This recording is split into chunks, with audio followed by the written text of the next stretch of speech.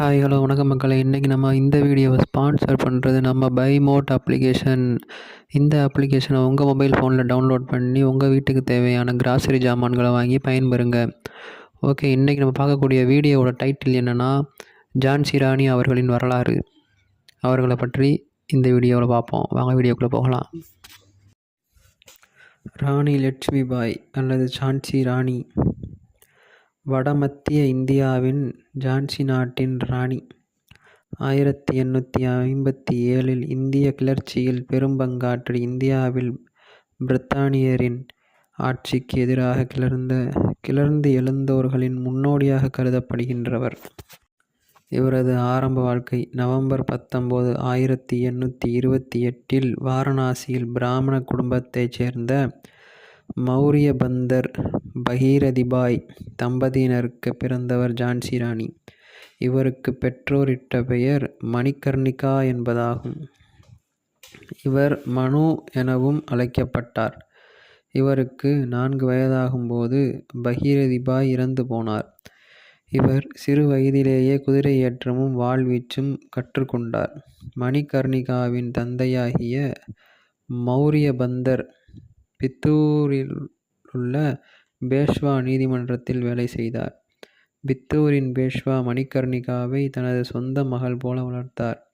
இவரது தந்தை ஜான்சியை ஆண்ட ராஜா கங்காதர் ராவ் நெவலர்கள் என்பவருக்கு 1842 மணிகர்ணிகாவை திருமணம் செய்து வைத்தார். அதிலிருந்து மணிகர்ணிகா ராணி லட்சுமிபாய் என அழைக்கப்பட்டதுடன் ஜான்சியின் ராணியாகவும் பதவியேற்றார்.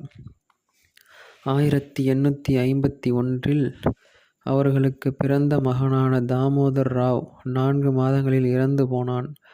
தாமோதர் ராவின் இறப்பின் பின் ராஜா கங்காதர் ராவ் ராணி லட்சுமிபாயும் ஆனந்தராவை தத்தெடுத்தனர். பின்னர் அக்குழந்தைக்கு தாமோதர் ராவ் என பெயர் சூட்டப்பட்டது. ஆனாலும் தனது மகனின் இழப்பின் துயரத்தில் மீளாத ராஜா கங்காதர ராவ் நவம்பர் 21, 1852 உடல் நலமிழந்து இறந்தார்.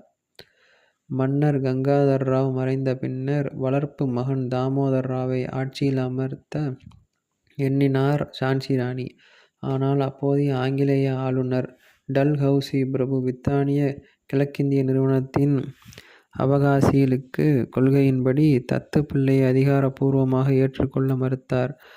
ஒரு மன்னருக்கு நேரடி வாரிசு இல்லை என்றால் அந்த அரசு தங்களுக்கு சொந்தம் என உரிமை கொண்டாடி வந்த ஆங்கிலேயர்களுக்கு ஜான்சி நாட்டை தமது ஆட்சிக்குட்படுத்த முடிவெடுத்தார்.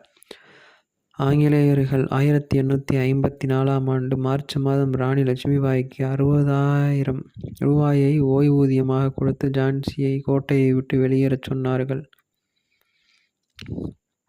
ஆயினும் 1857 மே மாதம் 10 இந்திய கிளர்ச்சி மீரட்டில் ஆரம்பமாகியது.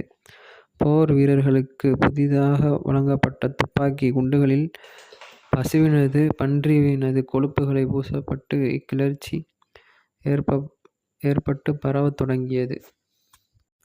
இச்சந்தர்ப்பத்தில் ஆங்கிலேயர்கள் இந்திய கிளர்ச்சி சம்பந்தமாகவே கவனம் செலுத்தினர். ஜான்சி பற்றி அதிகம் கவனம் செலுத்தவில்லை. இதன் காரணமாக ராணி லட்சுமிபாய் தனியாகவே ஜான்சியை ஆட்சி செய்தார். வடமத்திய இந்தியாவிலே ஜான்சி அமைதியான பிரதேசமாக இருந்தமை காட்டுவதற்காகவும் ஜான்சி எந்தவிதமாக முற்றுகையை எதிர்கொள்ள அபாயத்தை கொண்டிருக்கவில்லை என்பதனை தெளிவுபடுத்தியதற்காகவும் ராணி லட்சுமிபாயால் ஹால்டி குங்கும பண்டிகை ஏற்பாடு செய்யப்பட்டு கொண்டாடப்பட்டது.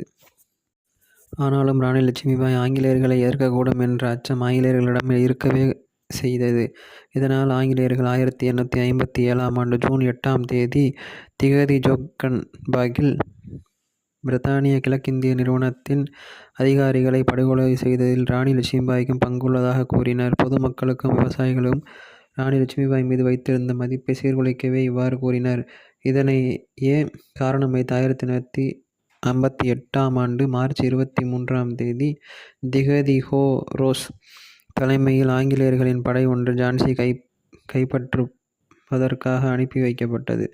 ஜான்சியின் படைகளுக்கு உதவி செய்வதற்காக தாந்தியா தோபேயின் தலைமையில் 20,000 பேரை கொண்ட படை அனுப்பி வைக்கப்பட்டது. ஆனாலும் அப்படையின் ஆயுதங்கள் மார்ச் 31ஆம் தேதி ஆங்கிலேயர்களின் படையுடன் இணைந்த காரணத்தினால் தாந்தியா தோபோவின் ஜான்சி ராணிக்கு உதவ முடியாமல் போனது. இப்படியாக பல சூழ்ச்சிகளுக்கு உட்பட்டப்படுத்த ஜான்சி ராணி மிகவும் போராடி பல சாதனைகளை செய்தார். ஜான்சி ராணி மிகப்பெரிய இந்திய விடுதலை போராட்ட வீராங்கனையாக திகழ்ந்தார். நன்றி, வணக்கம்.